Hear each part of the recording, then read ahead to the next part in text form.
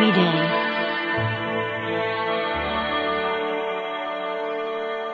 One late autumn day, my master and John had to go on a long journey on business.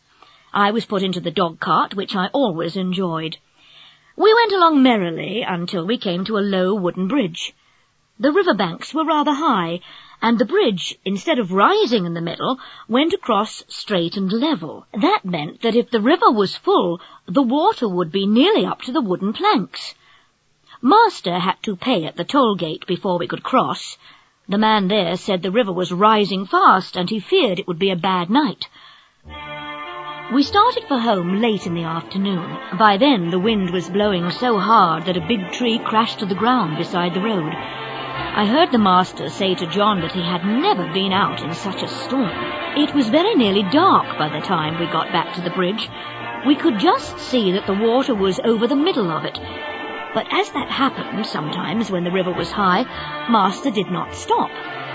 We were going along at a good pace, but the moment my feet touched the first part of the bridge, I knew there was something wrong. I did not dare to go forward, so I stopped dead.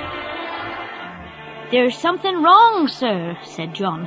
He sprang out of the dog-cart and tried to lead me forward. "Come on, Beauty. What's the matter?" Just then the man at the toll gate on the other side ran out of the house, waving a torch about and shouting at the top of his voice. "What's the matter?" shouted my master. "The bridge is broken in the middle, and part of it is carried away. You can't cross." "Thank God," said my master. "You beauty," said John, and took the bridle and gently turned me round to the right-hand road by the riverside. The next bridge was much further up the river, and we had a long way to go. At last we came home to the hall. As we came up, Mistress ran out saying, "Are you really safe, my dear? Oh, I have been so anxious. Have you had an accident?" "No, my dear.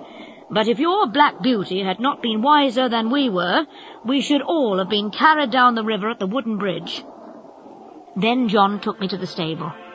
Oh, what a fine supper he gave me that night. A good bran mash and some crushed beans with my oats, and such a thick bed of straw. I was glad of it, for I was tired.